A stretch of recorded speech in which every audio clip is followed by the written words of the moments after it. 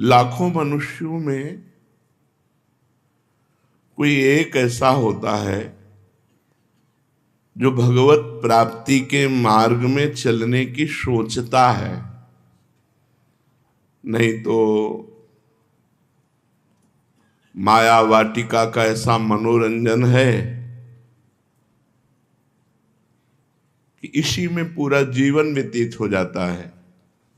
कामनाओं की बाढ़, चिंता, शोक, भय, इन्हीं में फंसा हुआ नाना प्रकार के दुखों को भोगता हुआ इस दिव्य मानव जीवन को व्यर्थ कर देता है। लाखों में कोई एक धर्मात्मा होता है, सब मनमानी आचरण में चलने वाले होते हैं। उन लाखों धर्मात्माओं में कोई एक भगवत प्राप्ति की बात सोचता है।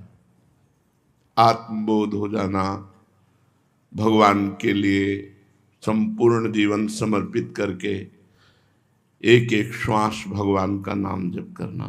तुम्हें तुम्हारे पिता की कसम है, वीडियो को लाइक करो और चैनल को सब्सक्राइब करो। धन्यवाद। चलने वालों में हजारों में कोई एक चल पाता है तो क्या होता है? फिर वो मनोरंजन में लग जाता है। कंचन, कामिनी, कीर्ति, रुपया पैसा का संग्रह करना, जनेन्द्रीय और रसेंद्रीय के भोगों में तृप्त रहने की भ्रमात्मक संभावना रहना कि मैं खूब अच्छा खा लूं, अच्छा पहन लूं और जनेन्द्रीय जनित सहवास कर लूं, यही मनुष्य जीवन का लाभ है। भगवान तो फिर कभी मिल जाएंगे। और वो भ्रमित होकर रसेंद्रीय और जनेन्द्रीय के भोगों में भटक जाता है। जो साधक कमर कस के ये निश्चय कर लिया है कि इस जन्म में मुझे इंद्रियों की तृप्ति में समय व्यतीत नहीं करना, रसेंद्रिय से स्वादयुक्त भोजन नहीं करना, जनेन्द्रिय से स्त्री सहवास नहीं करना या पुरुष सहवास नहीं करना, इन भ्रमात्मक भोगों को भोगते हुए तो बहुत जन्म व्यतीत हो गए। ये जन्म हम परमात्मा के लिए अर्पित करते हैं। उसकी दिनचर्या क्या होगी? पहला,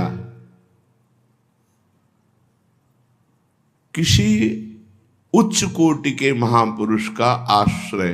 पीछे वर्णन हुआ है कि जो किसी महान संप्रदाय से जुड़े हों, जो जितेंद्रिय हों, विषय लोलुप न हो, केवल परमात्म चिंतन में ही जिनका समय जाता हो, भगवान से प्रार्थना करे ऐसे सदगुरुदेव मुझे मिले। सदगुरुदेव की शरण लेकर के फिर पहला उनकी आज्ञा में अपने जीवन को समर्पित करना। जो भगवत मार्ग में चलना चाहते हैं, सदगुरुदेव की शरण, उनकी आज्ञा में जीवन आज्ञा पे ये प्रश्न नहीं होता कि क्या आज्ञा। गुरु आज्ञा में बहुत बड़ी सामर्थ्य है। गुरु ने आज्ञा कर दी। महाभारत में प्रसंग आता है कि वर्षा हो रही, जाओ खेत की मेड़ टूटने न पावे। गए, बहुत संभालने की कोशिश की, मेड़ टूट गई। उसी मेड़ के स्थान में अपने शरीर को रख दिया। प्रातः काल हुआ, शिष्य वापस नहीं आए, गुरुदेव गए, आवाज लगाई, उनका गुरुदेव मैं यहां हूं। उनका बेटा तुम मेरी आज्ञा के लिए स्वयं मेड़ बन करके लेट गए। बोले गुरुदेव पानी संभल नहीं रहा था और आपकी आज्ञा पालन करने में यदि हमारे प्राण भी चले जाएं तो। उनका जाओ चारों वेद तुम्हारे हृदय में स्फुरित हो जाए। गुरु कृपा ही केवलम। हम साधन तो निमित्त मानते हैं, कृपा को विशेष मानते हैं। गुरु कृपा से ही शिष्य का साधन संपूर्ण सिद्धावस्था तक पहुंचता है। अगर साधक अभिमान कर ले तो भ्रष्ट हो जाएगा, वो सिद्धावस्था तक नहीं पहुंच सकता। साधन की सिद्धावस्था गुरु की अधीनता है। जो सोचे कि हमने गुरु मंत्र ले लिया, गुरु से उपदेश ले लिया, अब गुरु की क्या आवश्यकता है, अब तो हम साधना करें, साधना करके भगवत प्राप्ति कर ले, असंभव। पीछे चर्चा में कहा गया था जैसे जल के संयोग से कमल पुष्ट होता है और जब सूर्य उदय होता है तो खिल जाता है। सूर्य है गुरुदेव और जल का संयोग है उनकी आज्ञा, और हम हैं कमल। अगर हम उनकी आज्ञा के संयोग में बने रहे तो उनके प्रकाश से हम खिल जाएंगे, हम भगवत आनंद में डूब जाएंगे। और यदि गुरुदेव की आज्ञा रूपी जल संग का त्याग कर दे तो उसी तेज से वो कमल भस्म हो जाएगा। जो गुरु की अवज्ञा कर देगा उसकी साधना कितनी भी उच्च कोटि की हो, वो कभी सिद्ध पुरुष नहीं हो सकता, कभी भगवत साक्षात्कार नहीं कर सकता, कभी आनंद का अनुभव नहीं कर सकता। इसलिए गुरुदेव की अधीनता, उनके वाक्य को ही वेद वाक्य मानना। ध्यान मूलम गुरु मूर्ति, पूजा मूलम गुरु पदम, मंत्र मूलम गुरु वाक्यम, मोक्ष मूलम गुरु कृपा। मंत्र का मूल गुरु के वाक्य है और मोक्ष का मूल गुरु की कृपा है।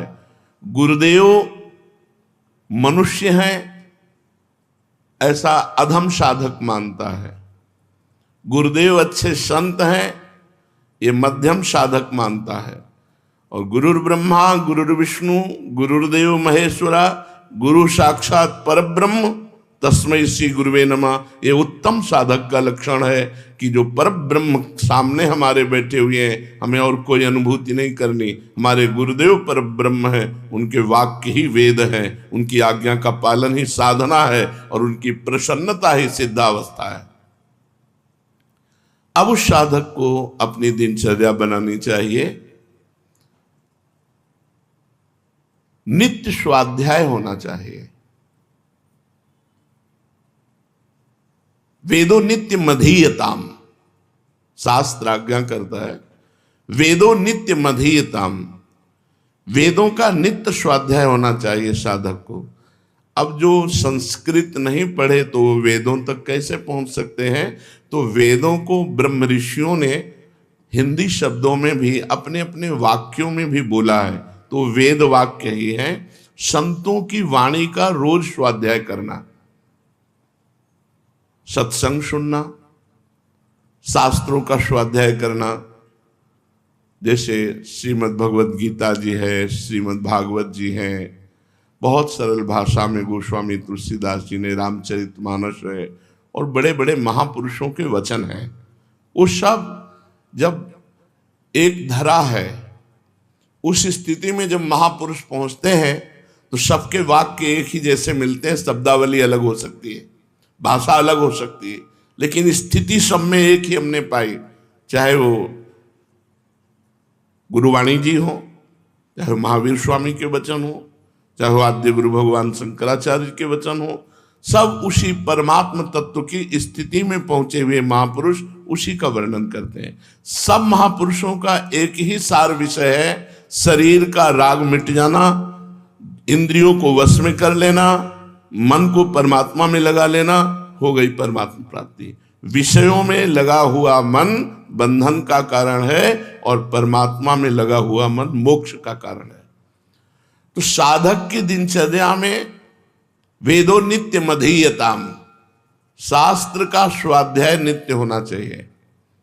जैसे अपनी वाणी है श्रीमद् चतुरासी जी, 42 लीला, ये जो भगवत लीलाओं का गायन करने वाले हैं, इनका तो गायन किया ही जाए, लेकिन सिद्धांत जरूर पढ़ा जाए।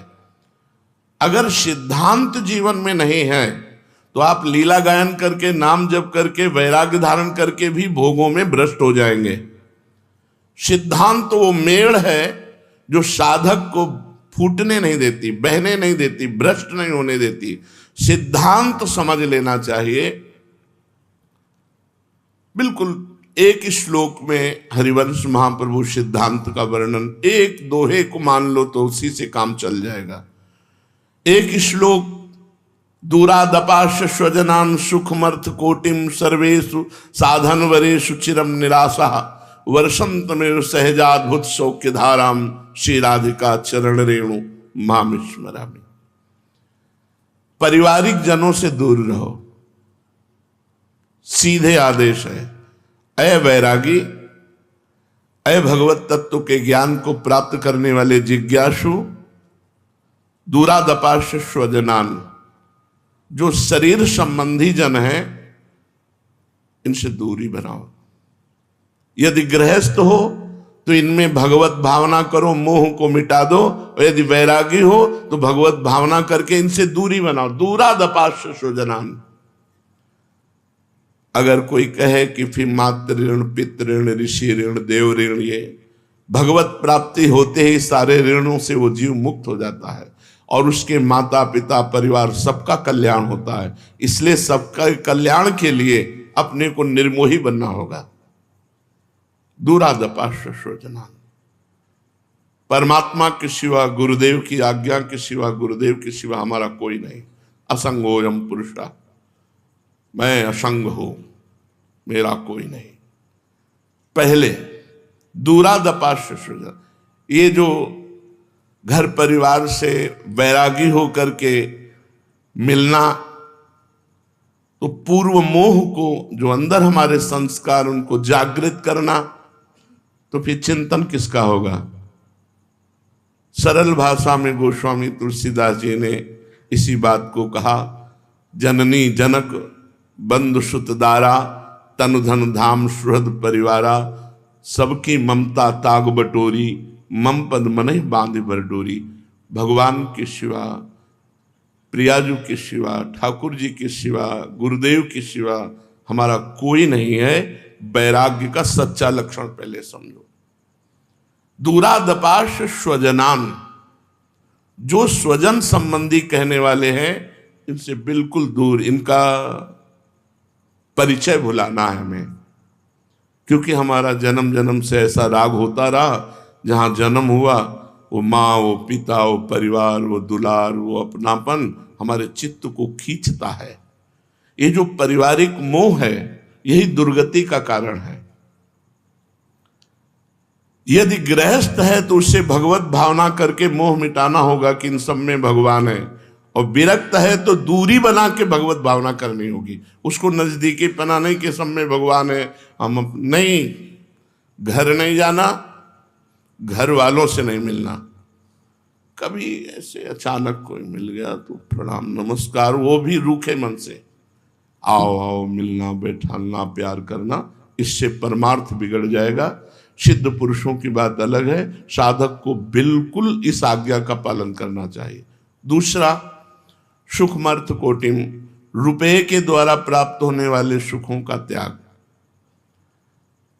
यदृच्छा लाभ संतुष्टो द्वंद्वातीतो विमत्सरा।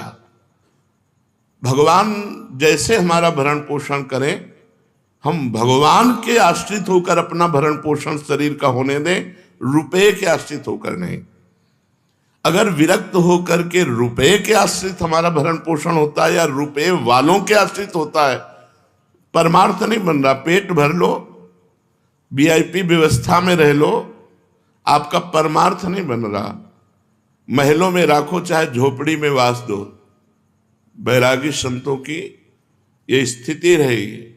कभी महलों में वास कर रहे हैं, कोई महलों में ले गया, कभी फुटपाथ में वास कर रहे हैं, कभी कोई चंदन माला चला रहा है तो कभी कोई जूता भी चला दिया, कोई फर्क नहीं।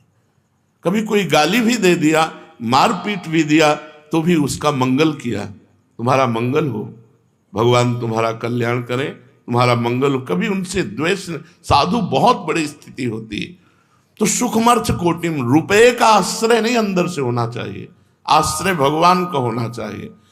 तीसरा, शरीर राग, सर्वेषु साधन वरेषु, इसमें शरीर राग छिपा हुआ है। मैं साधना करता हूं, इस साधना के बल से भगवत प्राप्ति करूंगा, इसमें भी अहम ग्रह है। अहम है, अहम होने के कारण वो भगवत प्राप्ति नहीं कर पाएगा। इसलिए साधन तो हम कर रहे हैं, पर गुरु कृपा का आश्रय है। गुरु कृपा से कर रहे हैं, भगवत कृपा से कर रहे हैं। हमारा जो साधन बन रहा है, मुझे इसका बल नहीं है, मुझे गुरु कृपा का बल है, भगवत प्राप्ति का।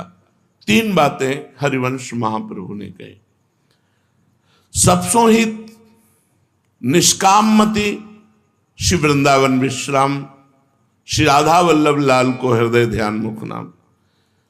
सबसे हमें व्यवहार करना पड़ेगा। मनुष्य जीवन है, मिलेंगे भगत जगत सब, लेकिन सबसे हमें निष्काम मति रखनी है। हमें कोई चाह नहीं करनी किसी व्यक्ति के मिलने से, किसी से प्रेम से व्यवहार करने से मेरे अंदर ये चाह ना पैदा हो जाए कि ये व्यक्ति हमें कुछ दे या देगा। ऐसा हमारा व्यवहार नहीं होना चाहिए यदि भगवत प्राप्ति करनी है। सबसो हित, लेकिन निष्काम मति। सब जीवन सो प्रीति, व्यवहार में सबसे प्रेम व्यवहार से बोलेंगे, लेकिन रीति निभात आपनी, हमारी रीति है, हम तुमसे कोई चाह नहीं करेंगे। अचाह होकर व्यवहार करना। और विरक्तों को अब चाहिए, समय बड़ा परिवर्तित होता जा रहा है। अभी 4-5 दिन पहले हमें एक क्लिप दिखाई गई, जैन मुनि राजस्थान में किसी गांव के बाहर परम विरक्त भाव से जो भ्रमण करते हैं, उनको बहुत मारा, 6 लोगों ने मिलकर मारा सरिया डंडों से। ऐसे बड़ा हृदय व्यथित हुआ कि आज साधु अपनी साधुता की रक्षा के लिए भ्रमण भी नहीं कर सकता। भ्रमण करे तो कहीं कोई बच्चा चोर कह के, या कहीं कोई ऐसे इस तरह का राक्षसी भाव बढ़ रहा है। तो आदेश किया, परम पवित्र तीर्थों में, धामों में वास करो, श्री वृंदावन विश्राम, भगवान के धाम जहां गुरु की सिद्ध पीठ है। पर जो वीर पुरुष होते हैं वो डरते नहीं है। प्रारब्ध भोग है शरीर का, चलो पीट लो, लेकिन वो अपनी मर्यादा में कभी विचलित नहीं होते। वो तो भ्रमण ही करते हैं। पर समय बहुत गलत आता चला जा रहा है, लोगों की आसुरी बुद्धि बढ़ रही। बोलो विरक्त संत, उनमें तुम्हें क्या भय की आशंका है? जो कोमल स्वभाव करुणा में जगत मंगल के लिए पद यात्रा कर रहे हैं, उनके चरण धूलि माथे पे लगावे जिससे मंगल हो। और नौजवान 6 लोगों ने मिलकर के डंडे से मारा। एक बार कहीं मार ही डाला था, पाल घर में तो मार ही डाला था संतों को। तो इसलिए कह रहे श्री वृंदावन विश्राम, भगवत धामों में, गुरु की सिद्ध पीठों में विश्राम करे, क्योंकि जगत का बड़ा विकराल स्वरूप होता चला जा रहा है। लोग पशुता को, ऐसे संतों के अपराध से कुल परंपरा नष्ट हो जाती है। साधु अवज्ञा तुरंत भवानी, कर कल्याण अखिल के हानि। जो विरक्त संत हैं उनके प्रति केवल रोष दृष्टि से देख लेने मात्र से अनेक जन्मों के पुण्य नष्ट हो जाते हैं। फिर उन पर प्रहार कर देने से तो सर्वनाश हो जाएगा। उनको न लोक के रहेंगे, न परलोक के, न उनके बाप बाबा रहेंगे। पितरों तक का नाश हो जाता, पतन हो जाता है। अगर एक कुल में भगवत भक्त जन्मे तो उनके पितरों की तृप्ति हो जाती है, उद्धार हो जाता है। अगर एक दुष्ट जन्मे तो पितरों तक का पतन हो जाता है। सब सुहित, सबसे प्यार करो, निष्काम भाव से रहो, भगवत धामों का सेवन करो, निरंतर भगवान नाम जप करते हुए अपने इष्ट का ध्यान करो। ये हुआ चलना, अभी पहुंचना नहीं हुआ। भगवान कह रहे हैं मनुष्याणाम शास्त्रेषु कश्चिद् यतति सिद्धये। सिद्ध के मार्ग में कोई बिरला ही चलता है जो बिल्कुल शास्त्र की आज्ञा के अनुसार, गुरु की आज्ञा के अनुसार चलता है। भगवान के नाम का कीर्तन करना, भगवान के श्री विग्रह के सामने नृत्य करना, जोर जोर से भगवान को एकांत में पुकारना, बड़े महापुरुषों का संग करना। साधु संग बहुत सोच समझ के करे। हमको उपदेशक तो लाखों मिल सकते हैं, लेकिन साधु मिलना कठिन मिल रहा है। इसलिए कभी आज तक संग नहीं किया। प्रवचन हो रहे, दूर से सुन लिया, कभी संग नहीं किया। आज तक किसी का संग नहीं किया। उनके वचनामृत को पकड़ा और परमार्थ पे चले। दूर से सुन लिया, भगवान की बात अगर सत्य मिल रही है तो उसे स्वीकार कर लिया, आगे बढ़े। कपटी, दंभी, पाखंडी, बहुत तरह के वेश धारण करने वालों की बढ़ोतरी होती चली जा रही। शास्त्र और गुरु आज्ञा के अनुसार चलने वाला साधु, उससे हमारा संग होना चाहिए, तभी हमको लाभ मिलेगा। हमको प्रवचनों से लाभ नहीं मिलेगा। जिसके स्वयं के आचरण पवित्र नहीं, जो कंचन कामिनी का गुलाम है, वो ब्रह्म तत्व का उपदेश करे तो कैसे अनुभव में आएगा? अनुभव में तब आता है जब स्वयं में स्थित हो और फिर वो बात कहे तो बात समझ में आती है। तो हजारों में कोई एक सिद्धों के मार्ग में चलता है, ये भगवत मार्ग में, और उन मार्ग में चलने वालों में हजारों में कोई एक सिद्ध होता है। क्यों? क्योंकि बीच में इतनी मनोहर वाटिकाएं माया फेंक देती है, उसी में मन रम जाता है। भगवान तो फिर मिल जाएंगे, अच्छा अच्छा खाने को मिल रहा है, पहनने को मिल रहा है, घोड़ा गाड़ी में चलने को मिल रहा है, रुपया पैसा है, बड़े भगत है।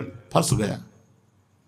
लक्ष्य राई के सम चलत ही होत और क्योर, एक राई के दाना के बराबर अगर चल दे अलग तो परमार्थ बहुत दूर हो जाता है। परमार्थ बिल्कुल कदम पे कदम, जैसी आज्ञा वैसा ही चलना। कुछ संत जन आए थे, हमने कहा हमारी इच्छा है वस्त्र ले लीजिए। उनका आपकी कृपा ही काफी है, वस्त्र पहने हैं, हमें जरूरत नहीं। अच्छा लगा, हमें जरूरत नहीं, आपकी कृपा ही हमें, आपके दर्शन हुए, संभाषण हुआ, अच्छा लगा, सही चल रहे हो। जब वस्त्र शरीर में है तो हम लाद के क्या करेंगे? हमारे पास शरीर ढकने के लिए वस्त्र है, हमें नहीं चाहिए। हमारे अंदर हमारा लक्ष्य होना चाहिए। हमारा लक्ष्य वस्त्र संग्रह करना थोड़ी, रुपया संग्रह करना थोड़ी है, भोग भोगना थोड़ी है, परमात्मा अनुभूति करना है। तो भगवान करे यततामपि सिद्धानाम कश्चिन्माम वेति तत्वतः, उन हजारों में यत्न करने वालों में कोई एक सिद्ध होता है, सिद्ध भगवत प्राप्त। लेकिन कठिनाइयां भी हैं, इतनी आंतरिक कठिनाइयां हैं, काम क्रोध का वेग, लोभ मोह का वेग, कुछ आनंद की अनुभूति हृदय में नहीं हो रही, अंधकार छाया हुआ है, भजन का प्रयास कर रहा है, माया अपनी तरफ आकर्षित करके उसके चिंतन को खसीट रही है। बड़ा युद्ध है, कोई छोटा मोटा नहीं, महाभारत युद्ध से भी बढ़कर युद्ध है। ये युद्ध वही जानता है जो साधक भगवत प्राप्ति के मार्ग में चल रहा है। जो बैलेंस बना के मनोरंजन कर रहे हैं उनको तो युद्ध से मतलब ही नहीं, लेकिन जो संयम से भगवत प्राप्ति के मार्ग में चल रहा है उसके हृदय में दाह पैदा होती है। वो महान तितिक्षु, कष्टों को सहने वाला, बाहरी भीतरी दोनों प्रकार के प्रहारों को सहने वाला, वो सहत सहत बाढ़े भगति गृह तन गुरु हितगार।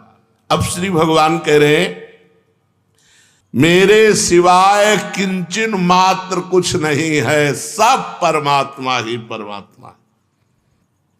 हमें तुम्हें क्यों नहीं दिखाई दे रहा है? क्योंकि हम परमात्मा को नहीं, अष्टधा प्रकृति को अपना मान लिया, उसी में फंस गए।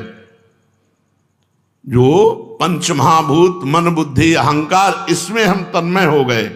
इसलिए हमें परमात्मा तत्व का बोध ना होने के कारण हमको स्त्री दिखाई देता है, पुरुष दिखाई देता है, दुरात्मा दिखाई देता है, महात्मा दिखाई देता है, छोटा बड़ा अच्छा बुरा।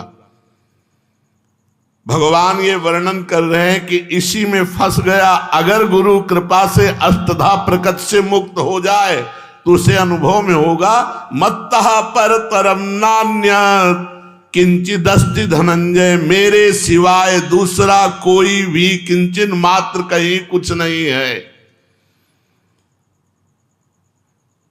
कारण, क्योंकि मैं इस जगत का कारण भी हूं, कार्य, इस जगत का कार्य भी मैं हूं, कारण भी मैं हूं, बनने वाला भी मैं हूं और बनाने वाला भी मैं हूं, और मिटने वाला भी मैं हूं और मिटाने वाला भी मैं हूं, सजने वाला भी मैं हूं और सजाने वाला भी मैं हूं। फिर परेशानी क्या है? परेशानी यह है ये पंचभूतों के रचित बवंडर में फंस गए, इस देह में फंस गए, मैं तू में फंस गए, मेरा तेरा में फंस गए। बस यही मिटाने के लिए मानव देह मिला है। श्री भगवान कह रहे हैं जैसे सूत का माला, तो सूत का धागा भी और सूत की मणियां भी ऐसे चराचर जगत है।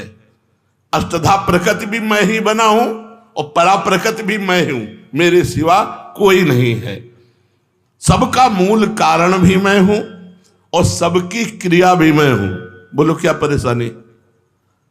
वही परमात्मा सतोगुण रजोगुण तमोगुण, वही परमात्मा सतोगुण रजोगुण तमोगुण की क्रियाएं। और इसीलिए जो संत जन होते हैं वो निरपेक्ष होते हैं। जहां कहीं हाहाकार मचाए वहां भी वो आनंद में होते हैं, और जहां कहीं जय जयकार मचाए वहां भी आनंद में होते हैं। उनके आनंद में कोई फर्क नहीं होता, क्योंकि आनंद सिंधु की लीला हो रही, इसलिए उन्हें कोई फर्क नहीं होता। तो अपने को इतना ज्ञान नहीं है कि सब भगवान ही है, तो हम इतना तो आज से शुरू ही कर दें कि सुना है सब में भगवान है, सब रूपों में भगवान है। इसलिए हम किसी से लड़ाई झगड़ा नहीं करेंगे, किसी से द्वेष नहीं करेंगे। दूसरा कोई हमें गाली देगा तो मेरा ही भगवान है, इसलिए हम पलट कर गाली नहीं देंगे। कोई हमें मारेगा तो हम पलट कर उसे मारेंगे नहीं। हम इतनी साधना तो शुरू कर दें, हम किसी से द्वेष न करें, विमत्सराः, किसी से द्वेष न करें, किसी से लड़ाई झगड़ा न करें, सब में मेरा भगवान है। जब तक ये प्रश्न का समाधान नहीं होगा तब तक मोक्ष नहीं मिलेगा। एक भी सृष्टि में कोई बकाया न रह जाए जिसे आप परमात्मा से अलग माने, वही तुम्हारे बंधन का कारण होगा। सर्वम खलमिदम ब्रह्मणे नानास्ति किंचन, सब कुछ परमात्मा ही है, ये स्वयं परमात्मा बोले। मत्ता परतरम नान्यत किंचिदस्ति धनंजय, मेरे सिवाय जगत में किंचन मात्र भी कुछ नहीं है, और हमको यही सिद्ध करना है। जो सिद्ध पुरुष हुए हैं उन्होंने सारे जगत में अपने इष्ट को देखा। जैसे गोस्वामी तुलसीदास जी कह रहे, श्री राम में सब जग जानी। उपनिषद तत्वदर्शी महापुरुष कह रहे हैं, ईशावास्यमिदं सर्वम यत् किंचे जगत्याम जगत, जगत का एक कण भी ऐसा नहीं जिसमें ईश्वर ना विराजमान हो। यही हमें सिद्ध करना है। भगवान कह रहे हजारों में कोई एक सिद्ध करता है, तो जिसे इसे यहां हजारों में कह रहे हैं उसी को पीछे कहा, बहुनाम जन्मनावंते ज्ञानवान माम प्रपद्यते वासुदेवास्वरमित स महात्मा सुदुर्लभा, सब जगह वासुदेव हैं। जब तक ये बात नहीं सिद्ध होगी तब तक आपकी जीवन यात्रा अधूरी मानी जाएगी, साधना अधूरी मानी जाएगी। हमारे हरिवंश महाप्रभु कहते हैं, ये क्रूरा अपि पापिनो न च सताम संभाष्य दृश्याश्चये सर्वान वस्तुतया निरीक्ष परम स्वाराध्य बुद्धिर्मम। जो दुष्ट हैं, पापी हैं, नीच हैं, वो भी मेरे साक्षात इष्ट देव हैं। ये कोई ना समझे कि ये ज्ञान मार्ग की बात है। बिना इस प्रश्न का समाधान किए, सर्वत्र भगवत बुद्धि किए, कोई भी मोक्ष पदवी को प्राप्त नहीं हो सकता, कोई भी भगवत प्राप्त नहीं हो सकता, कोई सिद्ध नहीं हो सकता। इसलिए हम प्रयत्न करें, अष्टधा प्रकृति से अपने संबंध को हटाकर भगवान में, गुरुदेव में लगाएं और निरंतर गुरु मंत्र का चिंतन करें। इसी से हमारा सारा काम बन जाएगा। शेष चर्चा आगे। श्री राधा वल्लभ लाल की।